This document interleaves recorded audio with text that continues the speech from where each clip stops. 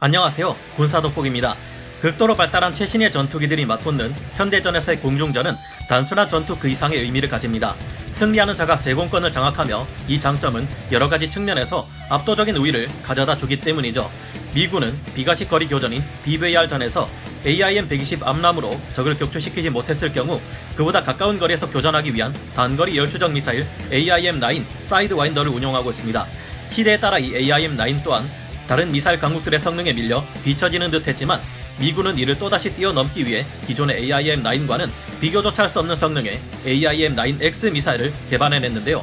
추력 편향 기술이 적용된 AIM-9X는 관성을 무시하는 기동이라는 소리를 들을 정도의 50G에서 60G에 이르는 극단적인 기동이 가능하며 플레어와 같은 기만치에 잘 속지도 않는 공포스러운 성능을 보여줍니다. 개량을 거듭하며 사거리마저 늘어나고 있죠. 그런데 이런 AIM-9X보다 우월한 성능의 단거리 열추적 공대공 미사일이 우리 대한민국에서 개발될 조짐을 보이고 있습니다. 해군 SAAM을 기초로 개발되는 우리 한국형 공대공 미사일은 적의 전자전 공격마저 방어해내며 미군의 중거리 공대공 미사일인 AIM-120C7 암람급의 놀라운 성능을 자랑한다는데요.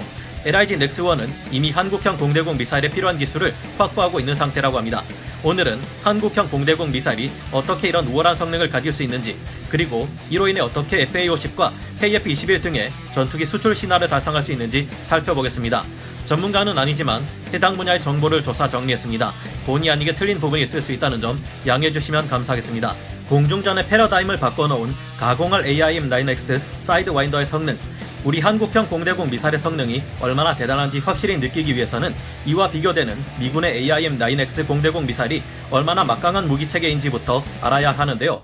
전투기 교전 장면이 나오는 영화에서 흔히 박스2라는 말을 자주 하는데 AIM-9의 발사신호 나토 코드가 바로 이것입니다.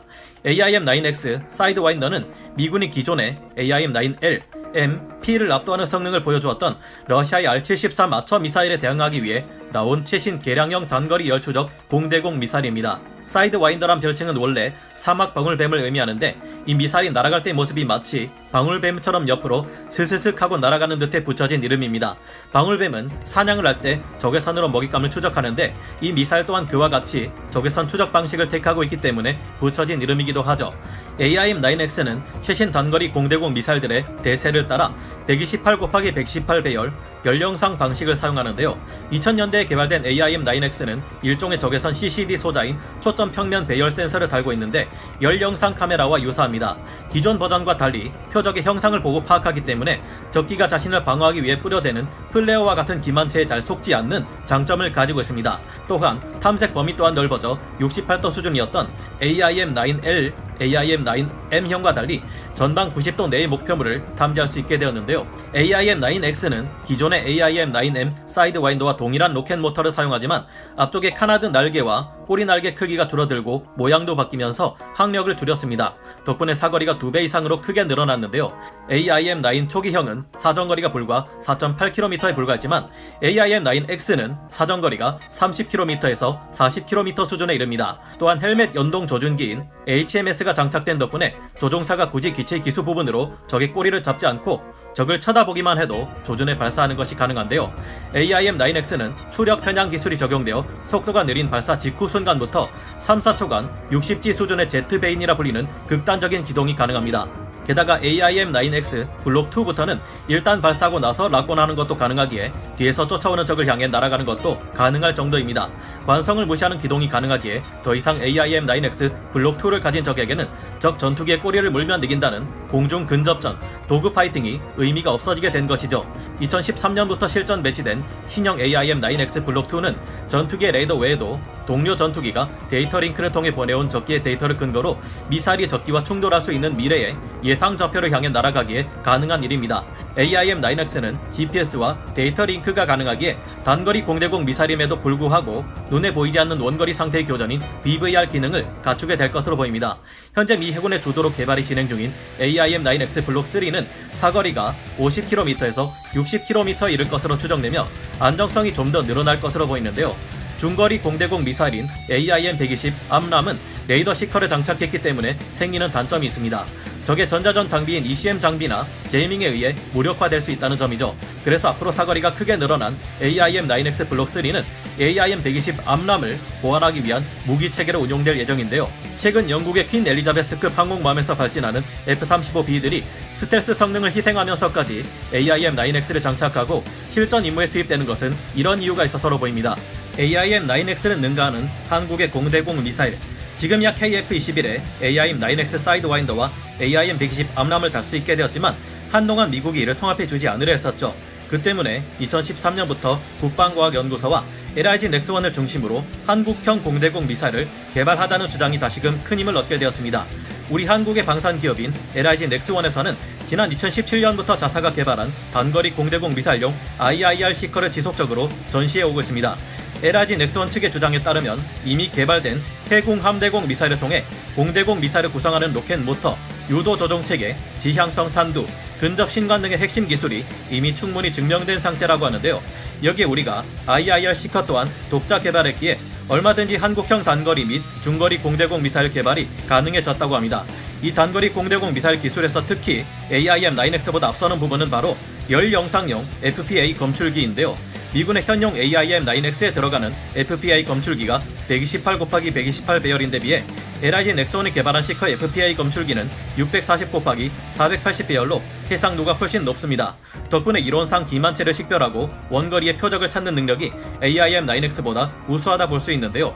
통상 5세대로 구분되는 최신 단거리 공대공 미사일들은 전방위 교전을 위해 넓은 감지 범위를 가져야만 하는데요. 이를 위해 LIG 넥스원이 개발한 시커는 관측창 내에서 열 영상용 FPA 검출기를 상하 좌우로 움직이는 이축의 짐벌 위에 얹어 놓았습니다.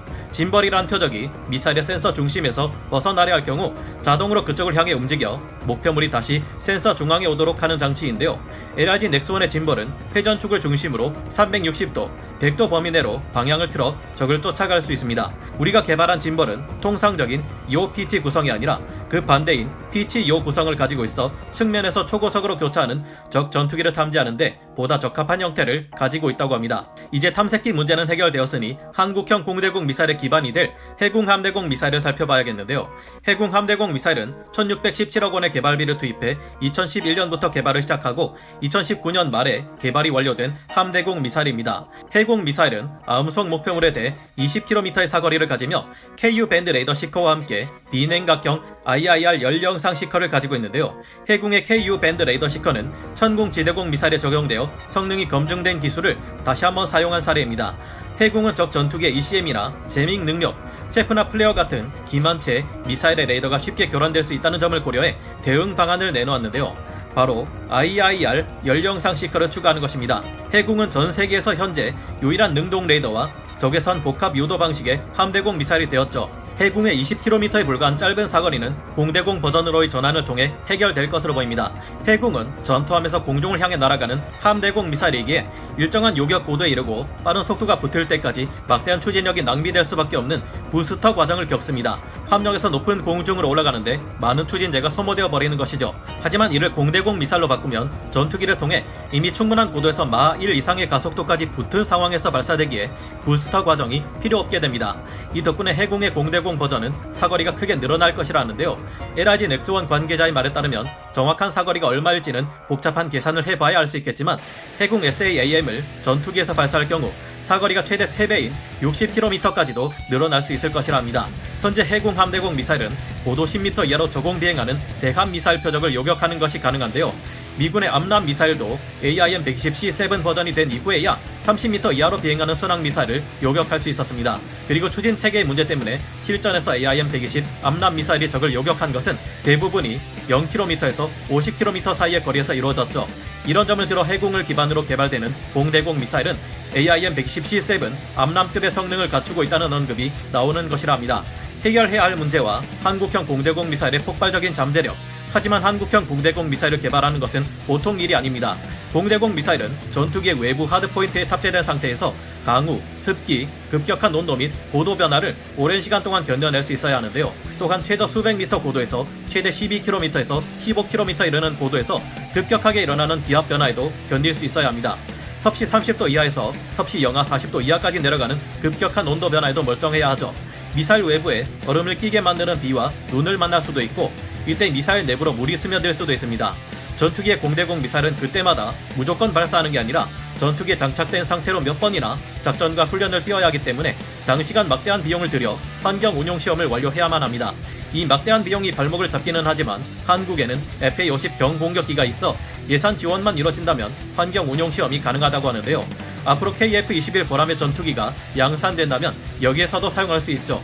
해군을 기반으로 개발되는 한국형 공대공 미사일을 만들어 운용 단계까지 가는 것은 막대한 비용이 소모되는 일이고 일부 기능이 AIM-9X보다 앞설 뿐이기는 합니다. 추력 편향 기술을 이용한 AIM-9X의 가공할 기동성과 추적 능력, HMS 연동과 같은 능력을 넘어서기 위해서는 우리 또한 이와 관련된 연구 또한 필요할 것이고요.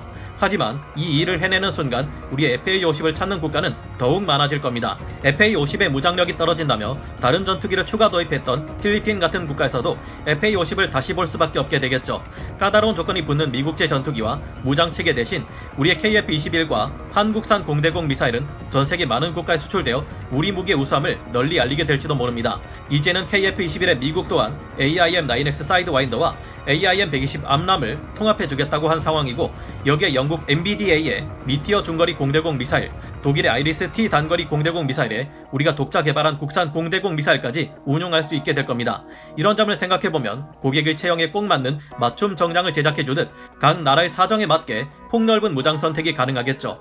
그렇게 된다면 우리가 많은 기간과 비용에도 불구하고 KF-21을 독자 개발한 것이 신의 한 수가 될 듯합니다. 발당 10억 원을 호가해 의외로 비싼 것이 문제인 해군 SAAM이지만 긴 안목을 가지고 AIM-9X를 능가하는 한국형 공대공 미사일이 성공적으로 개발되기를 바라봅니다. 여러분은 어떻게 생각하시나요? 오늘 군사 돋보기 여기서 마치고요. 다음 시간에 다시 돌아오겠습니다. 감사합니다. 영상을 재밌게 보셨다면 구독, 좋아요, 알림 설정 부탁드리겠습니다.